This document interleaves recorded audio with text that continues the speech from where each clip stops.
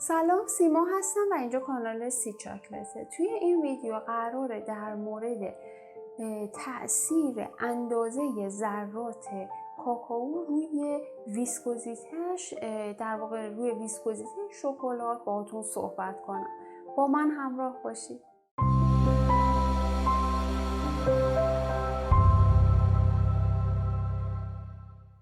همونطور که توی ویدیوهای قبل بارها بهش اشاره کردم، در اثر گرایندینگ کاکائو و ریز شدن ذرات ویسکوزیته شکلات کاهش پیدا میکنه، یعنی شکلات ما رقیق تر میشه. علتش هم همون آزاد شدن کر کاکائو موجود داخل دونه های کاکائو هست. اما این روند کاهش ویسکوزیته تا کجا ادامه داره؟ دقیقاً مرز این کاهش ویسکوزیته اندازه 15 میکرون هست. یعنی وقتی ذرات کاکائو ما تا 15 میکرون اندازهشون کوچیک بشه، ویسکوزیته ما کاهش پیدا میکنه. اما اگر ذرات کمتر از 15 میکرون بشن، ویسکوزیته ما افزایش پیدا میکنه و در واقع شکلات ما غلیظ‌تر و حالت خمیری به خودش میگیره. حالا قراره توی این ویدیو بگم که چرا این اتفاق میفته. قبل از اینکه مطلبی رو که گفتم بخوام شروع کنم، لازمه بدونید که شکلات مذاب یک سیستم چند فازی داره.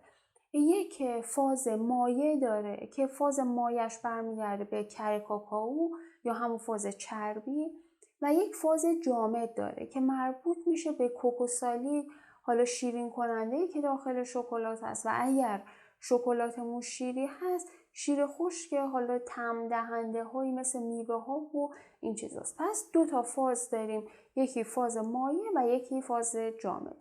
در واقع فاز مایع یا همون کر کاکائو یک بستری هست توی شکلات که بقیه اجزا، یعنی فاز جامد که میتونه کوکوسالید و شیرین کننده و چیزای دیگه باشه، داخل این فاز مایع پراکنده هستن.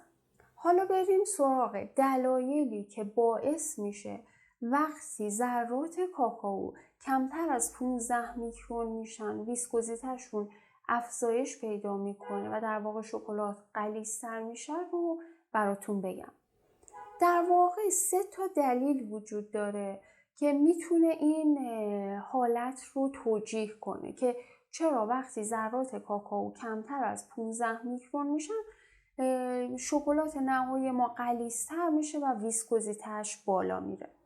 اولین دلیل افزایش سطح هست.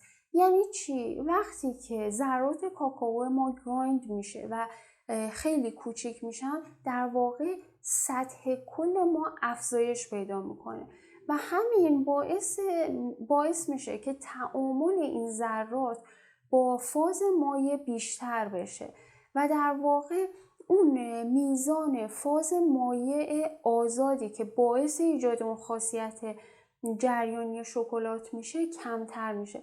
برای همین ویسکوزیته بالا میره، غلظتمون بیشتر میشه و شکلاتمون حالت خمیری پیدا میکنه. دلیل دوم برهم کنش ذرات هست. هرچی ذرات ما ریزتر باشه، بر اثر نیروی واندروالسی، نیروی جاذب واندروالسی، به همدیگه گرایش پیدا میکنن، ذراتمون متراکمتر و فشرده تر میشن، یک تجمع ایجاد میکنن که این تجمع باعث ایجاد یک مقاومتی در برابر اون خاصیت جریانی شکلات میشه و همین باعث میشه که ویسکوزیته ما بالا بره و غلظت شکلاتمون زیاد بشه. سومین دلیل شکل ذرات هست. ممکنه در اثر گرایندینگ بیش از حد شکل ذرات از حالت صاف و یک نواخت به حالت خشن و نامنظم تغییر پیدا کنن که اگر این حالت ایجاد بشه در شکل ذرات، باعث میشه که تعامل بیشتری ذرات با همدیگه و همینطور با فاز مایع داشته باشن. برای همین پیوندهاشون شدیدتر میشه و باعث میشه که ویسکوزیته بالا بره و غلظت نهایی شکلات ما افزایش پیدا کنه. ممنونم که تا انتهای ویدیو همراه هم بودین. اگر ویدیو رو دوست داشتین ممنون میشم با لایک کردنتون از کانالم حمایت کنید.